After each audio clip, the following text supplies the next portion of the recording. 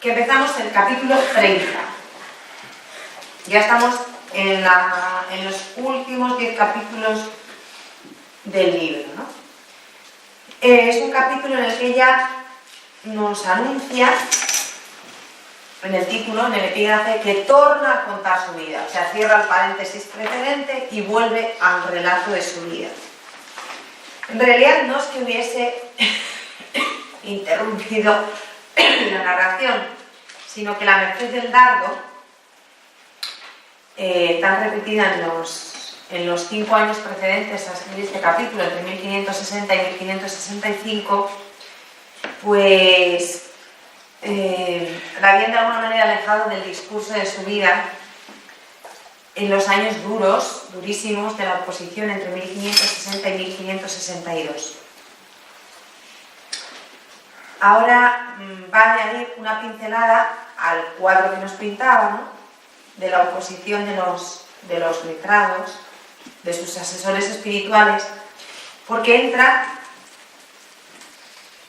en una jornada de desolación, de prueba interior, la noche del espíritu. Es una alegría. Entonces, en 1572 vaya a la unión, es cuando el Señor le va a dar el clavo, ¿no? Entonces los años previos pues son de claroscuros y en momentos determinados de mucha oscuridad, ¿no? Entonces, para empalmar el capítulo 29 con el 30, a modo de bisagra, esto lo hace mucho ella, se va a servir de la intervención de Fray Pedro de Alcántara, este hombre santo, que la va a entender por experiencia, de la misma manera que por experiencia la entendió San Francisco de Borja. Los santos se entienden por ellos no teológicamente, sino por experiencia, por vida. Por eso se entienden unos a otros, no en virtud de la teología, sino en virtud de la experiencia de Dios.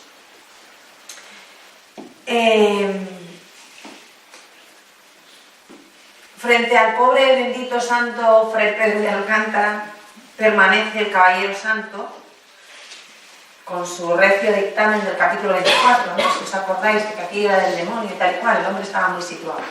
Bueno, pues es uno de los que permanece en una posición dura, rechazando las experiencias místicas que la santa nos cuenta, ¿no? Ni siquiera se rinde al criterio de Fray Pedro de Alcántara. O sea, Fray Pedro de Alcántara, San Pedro de Alcántara dice que es de Dios, y el caballero santo en sus 13, el caballero santo que no es santo, permanece en sus 13 de que aquello no es de Dios, de que aquello es de Dios. Entonces, bueno, pues la santa con todo le quería muchísimo, ¿no? Le quería mucho, le tenía particular afecto. Pero era un poco cansino, ¿no? O sea, era terco, se le metió una cosa entre ceja y ceja y no se apegaba.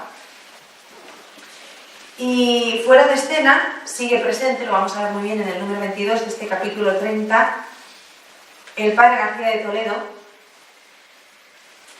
que le sigue metiendo a la santa prisa, que atrae con el relato, que no se atasque en contar cosas, porque a la santa le pasa pues como les pasa muchas veces a las mujeres, que era muy habladora y tiende mucho a divagar. Entonces empieza una cosa y se pone a contar otra, se entretiene en contar esa cosa, después no sigue la siguiente y al final el padre García de Toledo dice, por favor, siga usted con el hilo de la narración porque no llegamos nunca al final, ¿no?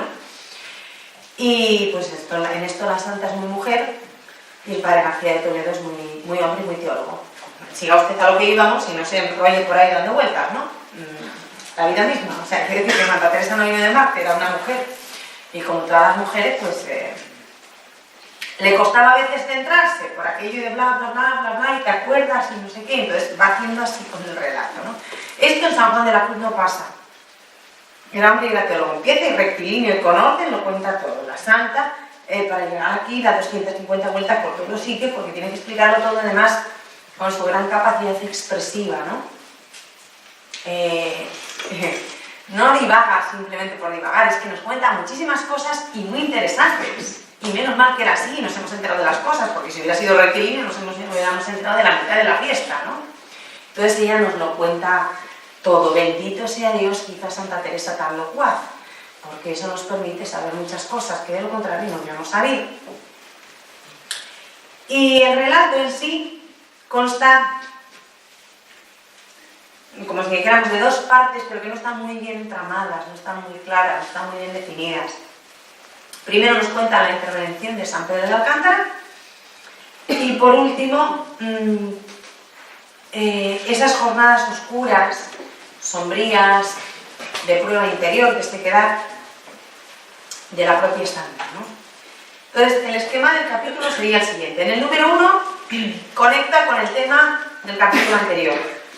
Pena y contento juntos, dice ella. Los números del 2 al 7 nos refiere el dictamen favorable de San Pedro de Alcántara.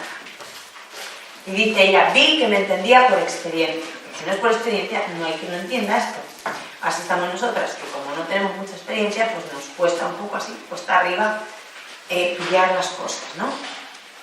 Y en los números del 7 al 21 nos cuenta todos esos factores que a ella la hacían desfallecer. Por ejemplo, sus achaques físicos, la falsa humildad, que la tentaba a veces, la ofuscación mental, de los números 11 al 13, el desabrimiento interior, esto es muy interesante lo del desabrimiento. Digo que es muy interesante porque de eso sí tenemos experiencia. Es de las cosas que mejor se entienden cuando llegas. Mira, esto sí me ha pasado. Algo que le pasaba a Santa Teresa, que nos ha pasado a la mayoría, ¿no? Si leéis en los números del 13 al 15, el 13, 14, 15, habla de ese desabrimiento y eso pues sí que nos suena más, ¿no? Porque nos ha pasado más de una ocasión. La impotencia para pensar, para leer, para orar, esto también nos ha pasado algo. Los números 16 al 18. La imaginación, que es como una loca furiosa, también nos ha pasado, ¿no? Que no hay manera humana de parar la cabeza y la cabeza... Y ella dice que hay veces que no se puede, pues eso también tenemos experiencia. Después nos habla de algún momento de claridad, así un poco fugaz, ¿no? De destellos fugaces de claridad, sobre todo cuando comulgan, en el número 14. O de oficios y servicios y trabajos de humildad en los números 19 y 20. Y el número 22 es cuando aparece el bueno de García de Toledo poniendo orden e instándola a que escriba y que no recorte, que escriba sin temor de alargarse, sin dejar nada, le dice él, a pesar de que ella dispone de poco tiempo. Y efectivamente los capítulos del libro de la vida son bastante más extensos que los del camino de perfección, ¿no? En cuanto a extensión. Bueno, vamos a centrar el tiro en Fray Pedro de Alcántara. La persona de Fray Pedro de Alcántara sirve de nuevo, y esto es muy importante, para fijar la cronología del relato teresiano. Este es un trabajo estupendo que ha hecho el padre Tomás Álvarez y nos ha ahorrado a los demás muchísimo trabajo. Y es que, buceando en la santa y juntando datos de un lado del otro, de las cartas, del camino, de la vida, de las relaciones, de no sé qué, ha conseguido... Ya había otros teresianistas anteriores a él que lo habían hecho, pero con la exactitud y minuciosidad con que lo ha hecho y no lo ha hecho nadie. De hecho, estoy convencida que es el mejor teresianista de todos los tiempos, pero con diferencia sobre todos los demás. Bueno, pues el padre Tomás se ha servido de datos que he extraído en este capítulo para fijar, no de datos, sino al contrario, sirviéndose de Fray Pedro de Alcántara y de su carta y demás, nos ha servido para fijar la cronología del relato. O sea, ¿cuándo escribió la santa esto y qué pasó? Santa Teresa había evocado la figura de Fray Pedro de Alcántara en el capítulo 27, en el número 16, cuando empieza a tener las visiones cristológicas, empieza a hablar de él. Y vuelve a encontrarse con él cuando ella regresa de Toledo, poco antes de la inauguración del primer Carmelo teresiano, del convento de San José de Ávila, o sea, alrededor de julio de 1562, porque ella refiere se refiere a ello en el capítulo 36 de este libro de la vida, ¿no? Entonces, si el monasterio se inauguró el 24 de agosto de 1562, se supone que en julio, finales de julio, principios de agosto, fecha indefinida, se volvió a encontrar con él, con Fray Pedro de Alcántara. Ahora mismo narra, en este capítulo 30, el primer encuentro de los dos, que tuvo lugar en casa de doña Guiomar de Ulloa, en Ávila. A veces se ha cometido el error de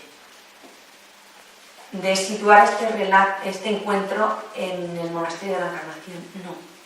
Doña Guiomar le llevó a su casa, hospedó a Fray Pedro de Alcántara en su casa y se las arregló para que doña Teresa de Ahumada fuera también a su casa, ¿no? Y ahí fue ese primer encuentro de los dos. En este primer encuentro ella le somete un problema de conciencia. Lo denominan así, yo no lo denominaría así, pero bueno, el padre Tomás Álvarez lo hace. Dice que se encuentra con él para someterle un problema de conciencia que son sus gracias místicas. Yo creo que sus gracias místicas no eran un problema de conciencia, era un follón que no lo entendiera, pero no propiamente de conciencia. Que unos decían una cosa, otros decían otra y ella quiere conocer su parecer. Pero propiamente un problema de conciencia, como yo entiendo un problema de conciencia, yo creo que no es. Pero bueno. Doña Guiomar, como os digo, es la que organiza el encuentro. Y lo organiza, pero muy bien, ¿eh? Dice ella en el número 3. Para que mejor le pudiese tratar sin decirme nada, recaudó licencia de mi provincial para que 8 días estuviese en su casa, y en ella y en alguna iglesia le hablé muchas veces esta primera vez. Esto ocurrió en el año 1560. Doña Guiomar no tuvo ningún empacho, fue al provincial, pidió licencia, se llevó a la otra 8 días a su casa, y al fraile, bueno, organizó todo muy bien. En el año 1560. Lo más importante del coloquio fue que Teresa se sintió extrañamente, contra toda previsión, insólitamente comprendida. Digo insólitamente porque nadie la entendía. Entonces, de repente hay alguien que la comprende. Poco antes escribe, en el número 1 dice, veía que no me entendía nadie. Y ahora de pronto, casi en los principios de la conversación, vi que me entendía por experiencia, que era todo lo que yo había menester. Y luego dice, me dio luz en todo. Este fue San Pedro de Alcántara con la santa. Los dos entablan a partir de este momento una amistad profunda. En el número 7 nos dice que quedan de acuerdo en escribirse de ahí adelante. Será un periodo breve, porque Fray Pedro de Alcántara muere en agosto de 1562, 2 años después, justo cuando se empezó la reforma, se murió. No se sabe si por casualidad o del susto. Pero vamos, en agosto de 1562 se inicia la reforma, en agosto de 1562 muere Fray Pedro de Alcántara. En julio de 1562 se volvió a ver con Santa Teresa, entonces no sabemos si le mató ella, el susto, las circunstancias, la edad, todo junto, que no era apta para viejecitos, la santa, no sé. Total, que se murió cuando empezó la reforma. De esa correspondencia epistolar de ambos nos ha llegado algún fragmento de las cartas de él. Nada de lo que escribió ella. Tampoco nada de lo que escribió San Juan de la Cruz. Los frailes rompen todas las cartas. Ni una carta de Santa Teresa Fray Juan de la Cruz conservamos. Ni una carta de Santa Teresa Fray Pedro de Alcántara conservamos. Y los dos santos. Menos mal que ella no rompió todo lo que ellos escribían, porque si no... En fin. Cuando Fray Pedro de Alcántara se aleja de Ávila, dice ella, dejóme con grandísimo consuelo y contento, aunque sin vencer las famosas reticencias del Caballero Santo, que seguía en sus 13 y dado a amedrentarla. O sea, era especialista el Caballero Santo en asustar a la santa. Ella también abandona la ciudad a finales de 1561 para trasladarse a Toledo. Este capítulo, por tanto, seguirá relatando cosas de los años 1560 y 1561. Entre Santa Teresa y San Pedro de Alcántara se da una especie de empatía mística. ¿Qué es esto? Yo tampoco sabía que existía hasta que lo leí en el Padre Tomás. Yo no sabía que existía la empatía, pero no mística, la empatía, secas, ¿vale? Pues también existe la empatía mística, porque Santa Teresa y San Pedro de Alcántara tuvieron ese tipo de empatía. Es un hecho muy importante y decisivo en el proceso místico de ella, porque la confirma en la verdad, ¿no? En lo que está viviendo. Ella y Fray Pedro empatizan desde el estrato profundo de la experiencia de Dios, desde el estrato profundo de sus experiencias místicas. Eso tiene que ser guay. Ni a mí pasa, te diría, hombre, también me pasa a mí, diría, entonces dirían, mira qué bien, los dos juntos, por fin, no sé, alguien que me entienda, diría el otro, por fin alguien a quien se lo puedo contar, porque efectivamente aquello no debería ser fácil de contar. Entonces, encontrarse el uno al otro y poderse comunicar las experiencias místicas y hallarse en esa empatía mística, pues tuvo que ser todo un descubrimiento, ¿no? Santa Teresa evidentemente no conocía el vocablo de empatía. No creo que se usara mucho en el siglo XVI. En el siglo XXI se usa más, pero tampoco mucha gente sabe lo que significa, o sea que tranquilos. Ella habla insistentemente de la mutua comprensión que surgió entre ellos. De la mutua comprensión de dos místicos desde la experiencia. Y aquí los teresianistas lo han bautizado como empatía mística. Y se han quedado tan a gusto, ¿vale? Y ella tiene la convicción de que las mercedes místicas solamente son comprensibles desde la propia experiencia.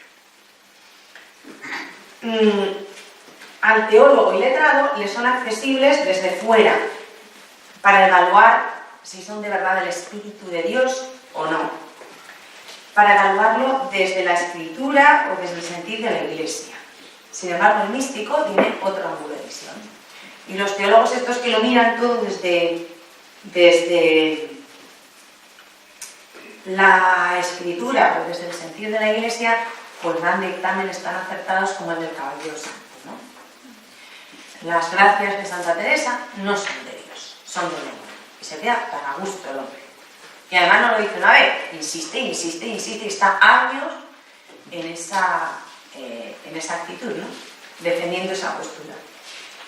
Y el místico, sin embargo, tiene otro ángulo de visión. El ángulo de visión de la propia experiencia. O sea, yo sé que lo que te está pasando es cierto y es de Dios, porque a mí también me pasa. O sea, es como mucho más elemental, pero al final mucho más seguro y más convincente, ¿no? En este encuentro de Santa Teresa con San Pedro de Alcántara, las cosas sucedieron de esta manera. Era el año 1560. Hacía por lo menos 5 años que Santa Teresa tenía experiencias místicas extraordinarias. Para ella, muchas de estas experiencias eran indescifrables, no las acababa de comprender, las vivía, las experimentaba, pero no las podía explicar o transmitir, ¿no? Eran muy recientes sus tremendas, profundísimas experiencias de Cristo resucitado, las que nos narra en el capítulo 27. Lo mismo que las mercedes del dardo, que nos narra en el capítulo 29. Todo eso lo tenía recientito. Pero ella no había recibido todavía, esto es muy importante, porque posteriormente recibirá esta gracia y todo en su vida cambiará. La gracia de la autocomprensión.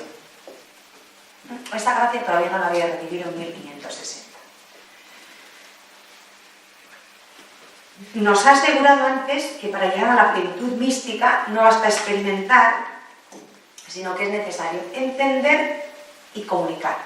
Experimentar, comprender y comunicar. En este momento solamente había experimentado la primera parte. O sea, solamente había recibido la primera parte, experimentar. Todavía no había recibido la autocomprensión y como no había recibido la autocomprensión, lo expresaba, lo manifestaba como podía.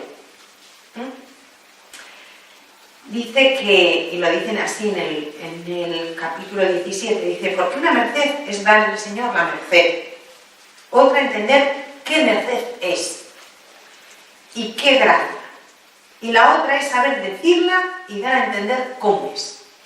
Primero, que te pase, segundo, entender qué es lo que te pasa y tercero, contar lo que te está pasando. Lo segundo todavía no lo tenía ya claro, o sea, ella experimentaba algo pero no acababa de comprender lo que le estaba pasando, con lo cual era muy difícil que lo pudiera expresar y que lo pudieran entender los otros mendrugos que no entendían nada nunca, ni aunque estuviera bien expresado, porque si encima estaba regularmente expresado, calcular, ¿no? Y ahora, cuando se encuentra con Fray Pedro de Alcántara, nos dice que solo disfrutaba de la gracia de la experiencia mística, de la primera de esas tres mercedes que acaba de enumerar. Porque entonces, dice ella, en el número 4 de este capítulo 30, no me sabía entender como ahora, para saberlo decir, que después me lo ha dado el Señor, que sepa entender y decir las mercedes que su majestad me hace. Y era menester que hubiese pasado por ello quien del todo me entendiese y declarase lo que era. Ella tenía la gracia de la experiencia, entonces se lo cuenta como puede a Fray Pedro, que ya había recibido las tres mercedes, y Fray Pedro de Alcántara le dice que eso que experimenta se lo explica para que ella lo comprenda y le dice cómo hay que expresarlo. Ella solamente había tenido hasta ese momento la primera de las mercedes. Ella dice que en este encuentro de los dos, nada más empezar, dice, casi en los principios, vi que me entendía por experiencia, que era todo lo que yo había menester, que era todo lo que yo necesitaba. Él me dio grandísima luz. Este santo hombre me dio luz en todo y me lo declaró. Y dijo que estuviese tan cierta que era Espíritu de Dios, que si no era la fe, cosa más verdadera no podía haber. Ole, normal. Pero este fue Fray Pedro de Alcántara, ¿no? Los demás. Y esto da lugar a un proceso de comunión entre los dos santos. Dice ella, es muy bonito, en el número 5, dice, él se consolaba mucho conmigo y siempre después tuvo mucha cuenta conmigo y daba parte de sus cosas y negocios, como me veía con los mismos deseos que él ya poseía por obra. Holgábase de tratar conmigo, que a quien el Señor llega a este estado no hay placer ni consuelo que se iguale a topar con quien le parece le ha dado el Señor principios de esto. Quedamos concertados que le escribiese lo que me sucediese más de aquí adelante y de encomendarnos mucho a Dios. Ahora vamos a ver una especie de descripción lineal del proceso de empatía en tres tiempos. Primero, el bloqueo de Teresa en el enigma, en el mare magnum de dudas de su propia experiencia. Después sigue la confrontación y la mutua comprensión de sus experiencias con las experiencias de Fray Pedro. Ambos comparten y confrontan sus vivencias. Y a continuación, la normalización comunicativa entre ambos. Empiezan a tener una comunicación fluida en ese ámbito, en ese plano. Probablemente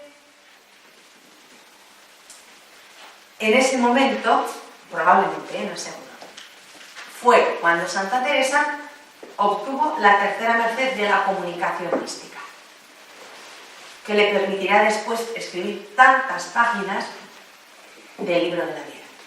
Si no, no sabemos lo que hubiera escrito la pobre, porque no sabía expresar, ¿no?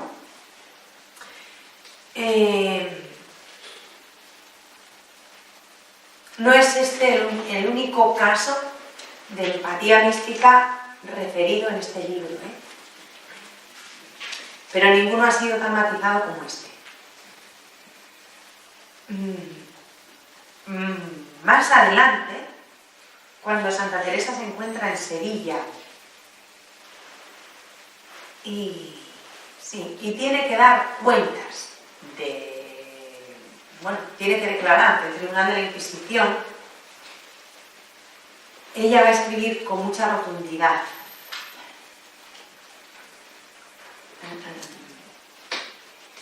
Hay que decir, entre paréntesis, que me imagino que los inquisidores no tenían muchas experiencias de gracias de este tipo. Entonces, claro, los inquisidores se encuentran con un libro, que es el libro de la vida, en que habla de un querubín, de un dardo, de una presencia a la derecha, de una serie de visiones, de si las manos, de si el rostro, de si todo entero. Imaginaos la cara de los inquisidores cuando leyeron el libro de la vida. Luego más adelante, capítulos más adelante, pues habla de la visión del infierno, las palabras sustanciales también, el libro vivo, o sea, la historia estaba entretenida para un inquisidor. O sea, un inquisidor era el recelo con sotana. Eso era el inquisidor. Definición del inquisidor, recelo con sotana. O sea, todo estaba mal, todo era peligroso y se encuentra un libro de una mujer contando la tira de cosas que ha visto, que le han pasado, que ha oído, que ha sentido. El recelo con los pelos todos erizados, ¿no? Todos los pelos como cárceles.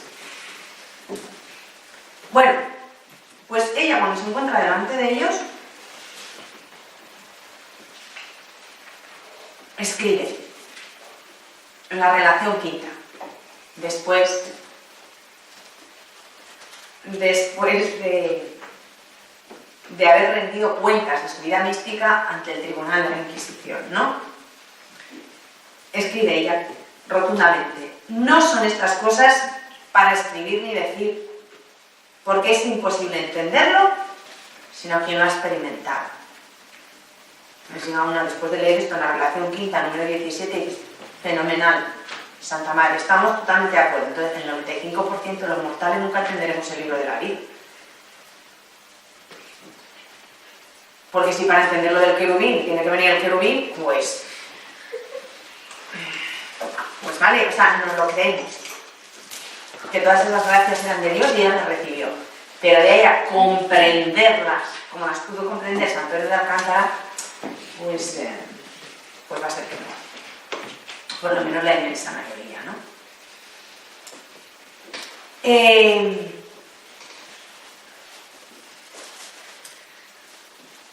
Después, siguiendo el hilo del relato, nos encontramos con las oscuridades interiores de la santa. Ella nunca se había detenido hasta ahora, estamos en el capítulo 30, nunca se había detenido a detallarnos el lado oscuro de su alma, ¿no? El lado oscuro de su intimidad. A esto dedica la segunda parte del capítulo, la segunda mitad. No se trata de los momentos de baja provocados por la oposición de los de fuera, no va a hablar de eso, sino de las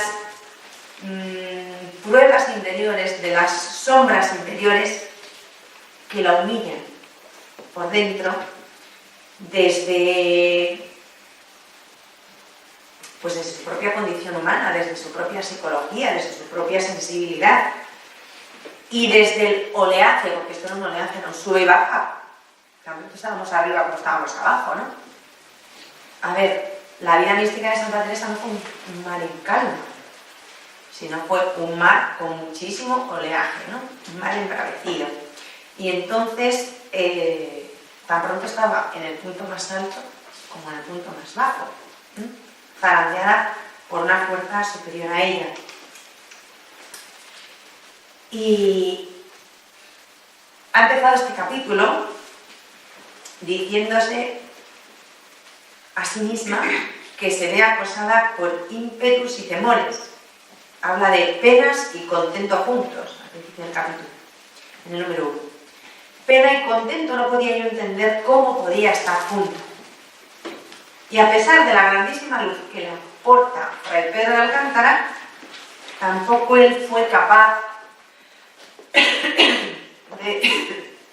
de ponerle seguridad en todo, porque me llevaba el Señor por camino de temer, dice en el número 7. Como ya había advertido en el capítulo anterior, esta pena y gloria junta me traía desatinada.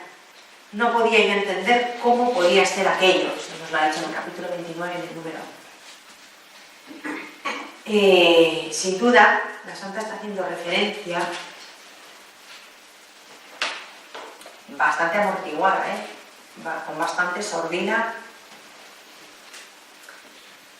de la noche oscura que acompaña a cada experiencia mística.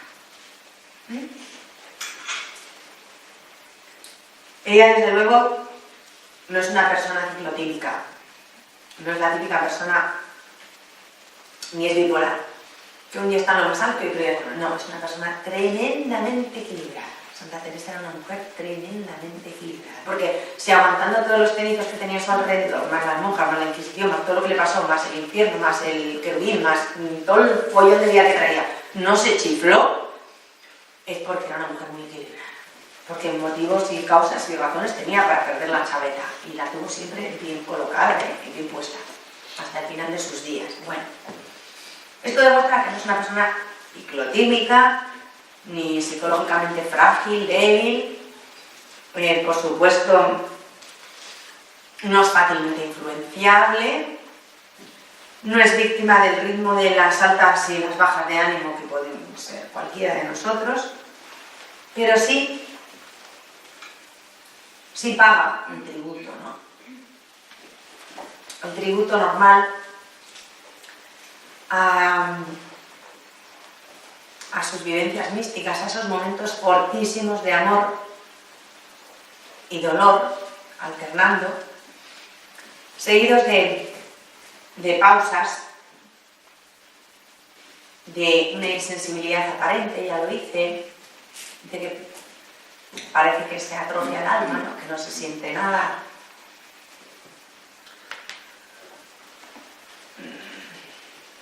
Cierta ofuscación también de ideas a veces. A veces son paréntesis más o menos espaciosos. A veces dice ya un día, otras veces dúrame 8 o 15 días y aún 3 semanas y no sé si más. En especial las Semanas Santas, que solía ser mi regalo de oración, dice en el número 11.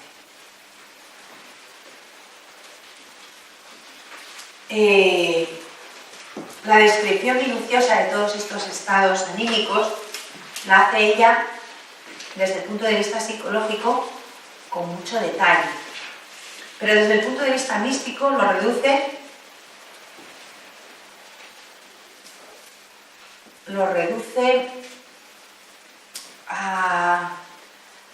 lo circunscribe al enclave de lo natural en lo sobrenatural.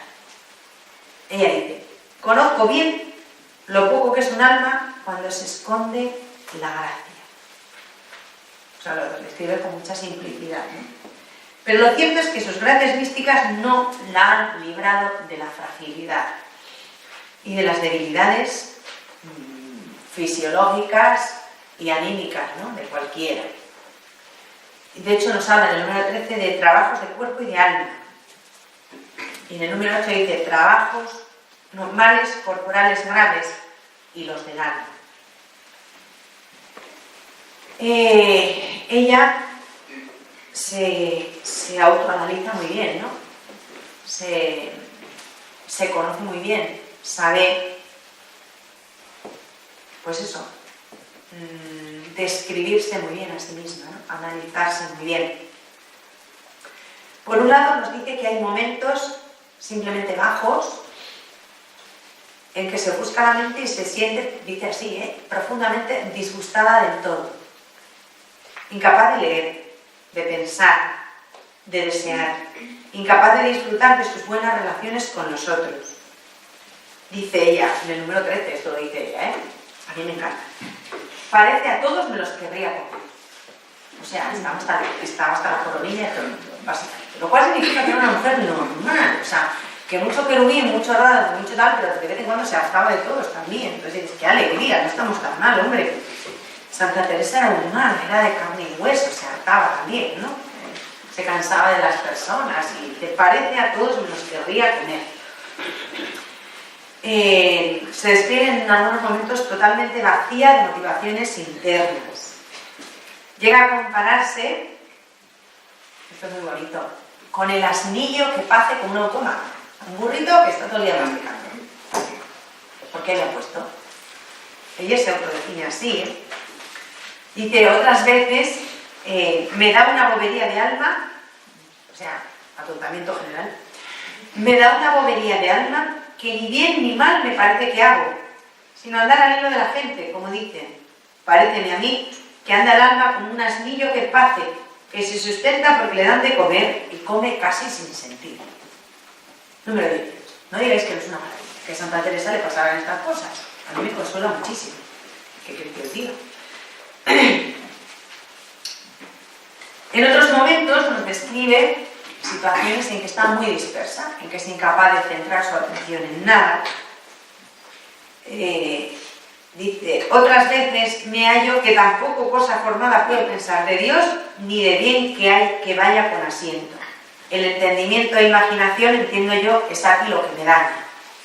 Este entendimiento está tan perdido que no parece sino un loco furioso que nadie le puede atar. Ni soy señora de hacerle estar quedo un credo. Esto lo dice en el número 16. Y repito que a mí me encanta, porque qué humana se ve aquí a la santa, ¿no? Qué normal, o sea, era una mujer con unas gracias impresionantes, que tenía a Cristo a su derecha no sé cuántas veces, con mucha frecuencia, dice ella, luego tuvo el querubín con el dardo y el tinglado también con cierta frecuencia, y luego le pasa esto.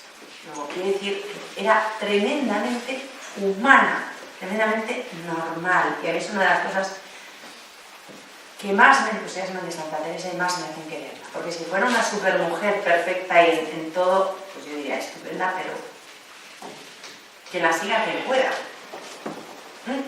Sin embargo, verla tan normal, verla tan humana, a mí me consuela, ¿no? A mí me ayuda. En su noche oscura pasan momentos de verdadera angustia, ¿no? De verdadero agobio. Y por otro lado, le pasa lo que nos pasa a todos, y es que sufre, padece, pues las interferencias del demonio en sus estados de ánimo, ¿no? Dice ella en el número 12, a mi parecer es un poco del traslado del infierno. Y nos dice que es el demonio el que le sugiere una falsa humildad demoledora. Dice en el número 8, dice, parecíame yo tan mala que cuantos males y herejías se habían levantado me parecía eran por mis pecados, nada menos. En el número 9, tengo ya tanta experiencia que es cosa de demonio que como ya de que le entiendo, no me atormenta en esto tantas veces como solía. En el número 11, me ha acaecido parecerme que andan los demonios como jugando a la pelota con el alma y ella no es parte para librarse de su poder. Como veis, con qué realismo y con qué sencillez describe cómo se ve pues, perturbada y molestada por el demonio, ¿no? como cualquiera de nosotros. En el capítulo siguiente va a seguir ampliando este tema y va a ilustrarlo con un montón de episodios en los que muestra cómo el demonio pues fastidia, ¿no? Fastidia a cualquiera. En el número 31, en el capítulo 31, perdón, lo ilustra. Y sin embargo, en medio de toda esta situación que nos ha escrito, que es perfectamente humana y normal, a ella no se le apaga la fe, ni le cesan el amor y los deseos, que siguen bullendo en su interior, ¿no? Que siguen ahí borboteando. Dice ella, como unas tonteticas que yo he visto manar, que nunca cesa de hacer movimiento la arena hacia arriba. Al natural me parece este ejemplo o comparación de las almas que aquí llegan. Siempre está bulliendo el amor y pensando qué hará. De esos baches ella se va a liberar. Unas veces con la comunión, lo dice en el número 14, otras como quien sale del crisol o de la noche oscura y vuelve a la serenidad del alma o a la luz del día. Pero de hecho, la alternancia de estos altibajos en su estado anímico, en sus relaciones humanas, ella lo percibe claramente como una gran humillación o como una prueba de su propia pobreza, ¿no? Ella no querría sentirse así, querría no tener esos cambios, esos altibajos, pero los asume como parte de su fragilidad. En el número 15 habla de ver mi bajeza, ¿no? Y años más adelante, en 1571,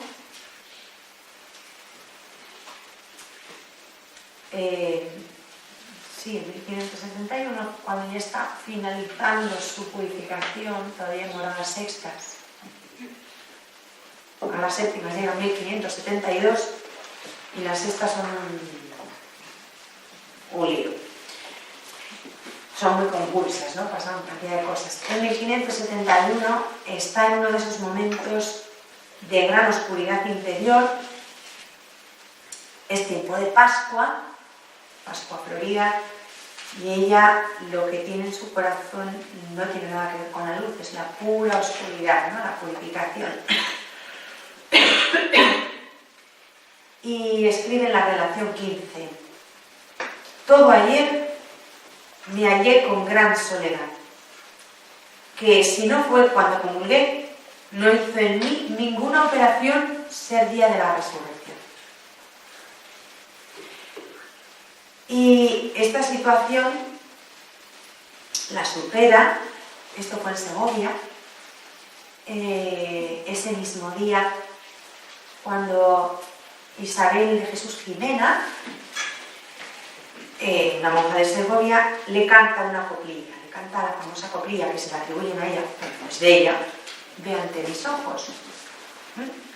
Y Isabel de Jesús cantaba muy bien, la santa madre la llamaba la de la linda voz, y le gustaba mucho a la santa oírla cantar, ¿no? La santa dicen que cantaba bastante mal. Tenía buen oído, le gustaba mucho que cantaran, pero ella era mejor que no lo intentara, que no, ¿vale? Que daba dolor de cabeza, la pobre. Entonces era de las pocas cosas que la santa hacía mal, pero eso lo hacía bastante mal. Tenía buen oído, le gustaba mucho la música y que cantaran, pero ella no. Entonces le pedía a Isabel de Jesús que le cantara porque le gustaba hacerlo, ¿no? Y entonces Isabel de Jesús le empezó a cantar, ve ante mis ojos donde Jesús fue. Y ahí la santa tuvo un éxtasis que creo que duró todo el día. No sé cuántas horas estuvo pues ahí muy bien, pasándoselo muy bien, celebrando la Pascua, evidentemente, ¿no? Celebrando la Pascua en condiciones. Entró en el arrobamiento aquel, la otra acabó la canción, aquello no, y creo, no estoy segura, pero que se marcharon todas a sus quehaceres, volvieron y allí seguían, la misma situación que la habían dejado. Muy bien, ella perfecta. Las otras un poco extrañadas, aunque ya no se debían de extrañar tanto, ya sabían que cuando eso pasaba, lo que procedía era marcharse y volver dentro de un rato. Volvieron dentro de un rato y como seguían en la misma situación, es que si no recuerdo mal, esto fue por la mañana o a mediodía y duró hasta la noche. Toda la tarde, iba a decir en el séptimo cielo, sí, literalmente. Entonces, nada, pues estaban muy mal, estaban muy oscuras y de repente pues se le encendió la bombilla, pero vamos, a toda... Y esto fue por la coplilla esta. Pero que vamos, que estas cosas en la vida de San César son normales. Entonces ya las monjas dicen, que le da un éxtasis, pues venga, vamos a nuestras cosas, al coro, a cenar, patatín, patatán, y luego volvemos. sea, ya no, la madre no viene, está en éxtasis. Bien, está bien, no iban a parar. A ver que ella tenía un éxtasis, no iban a parar, porque entonces el contento no iba. Entonces ella ya lo sabía, la dejaban, que sabían que estaban muy bien cuidadas, muy bien acompañadas, iban a sus cosas y después volvían. Y ya está, sin problema. Llegó a hacerse habitual, no pasaba nada. Y con esto se da por concluido el capítulo 30.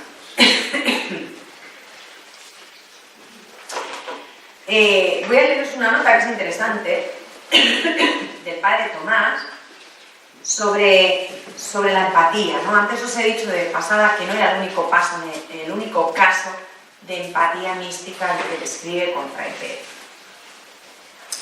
El caso más patente y mejor descrito por la santa es el de Fray Pedro de Alcántara, pero no es el único, existen otros. En cualquier caso siempre es ella, que ella para eso era única, no a la hora de mantener relaciones humanas era estupenda, siempre es ella la que induce la empatía. La verdad es que era... induce la empatía, pero porque chorreaba simpatía. O sea, es que era así. Tenía un atractivo natural fuera de sí. Entonces, ¿qué pasaba? Que atraía a las personas y las personas pues las seguían. O sea, algo que Dios le dio, ¿no? Un don natural que Dios le dio. Y los dos casos más llamativos y más típicos son, además de Fray Pedro de Alcántara, el de los dominicos. A los dominicos los traía totalmente de calle, a todos. Pero hubo dos destacados, que fueron Pedro Ibáñez y García de Toledo, ¿no? El primero, Pedro Ibáñez, entró en el círculo de Santa Teresa vestido de escepticismo, mirando todo de reojo. Era un gran teólogo, mucho coco, y se puso detrás de su aplastante ciencia, de su aplastante lógica, a cubierto. Entonces empezó a mirar desde la barrera a los toros. Dijo, a ver qué pasa aquí, con su ojo de teólogo, ¿no? Pero se vio pillado, como todo el que se acercaba. No me pueden no acercarse para no liarse. Como se acercó, pues se lió. Entonces pasa eso, con Santa Teresa te acercas en plan escéptico y al final te lías, sino que le pregunten a Edith Stein, por ejemplo. Otro caso, ¿no? También fue desde toda su ciencia a leer una cosa extraña que tienen aquí estos cristianos amigos míos. Voy a leer esto. Se leyó el libro de la vida en una noche, con los 40 capítulos, los entendió. Échale hilo a la cometa para entender todo esto. Y le cambió la vida. O sea, tú intentas verlo desde la distancia con un ojo crítico.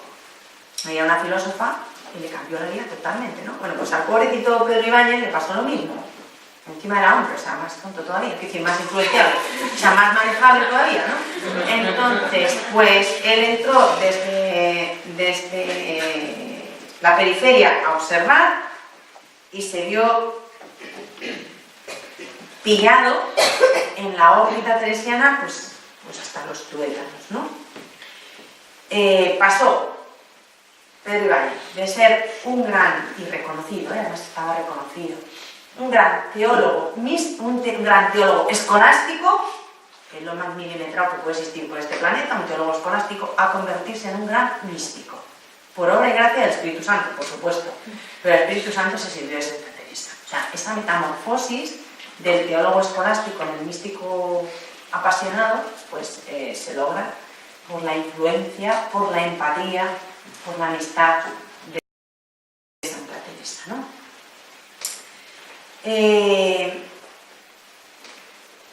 Él se interesó mucho por la historia de gracia que vivió Santa Teresa. La estudió como teólogo meticulosamente, con un gran espíritu crítico. No se dejó deslumbrar de entrada, Pero claro, el estudiarlo tan meticulosamente pues le llevó a darse de bruces con la obra de Dios y verse pillado, ¿no? Primero en su informe, porque la estudió en hizo dos trabajos, ¿no? 2 estudios, y los 2 magistrales. Primero hizo un informe que fue muy analítico y muy extenso, Y después hizo un dictamen mucho más breve y sintético. Y llegó un momento en que Teresa percibió que, dice ella, esto son palabras de ella, dice, lo que antes me aseguraba y consolaba con solas sus letras, sola su ciencia, ya lo hacía también por experiencia de espíritu, que tenía harta de cosas sobrenaturales. Consiguió llevarle a su terreno, ponerle a tiro, y Dios disparó y atiró. Eso lo hizo ella, ¿no? Le puso de gota. Y después, esto nos lo va a narrar en el capítulo 33. Y después ella misma nos dice que en las últimas jornadas de su vida y en su misma muerte, Ibáñez estuvo colmado, o sea, no tuvo alguna gracia mística, colmado hasta las cejas de gracias místicas, ¿no? Esto lo cuenta en el capítulo 38. Y una cosa parecida, que también acabó siendo un místico total, y un místico total quiero decir, pues eso, que las gracias místicas sobreabundaban en él, el padre García de Torres, el lector del pobre del camino este. Pues se metió a leer el camino y acabó pues liado hasta las cejas, ¿no? Pues porque esto es así, Santa Teresa tiene la capacidad de contagiar, por eso a ver si leemos y nos contagiamos. Y con esto damos por concluido el capítulo 30, ¿no? Y empezamos el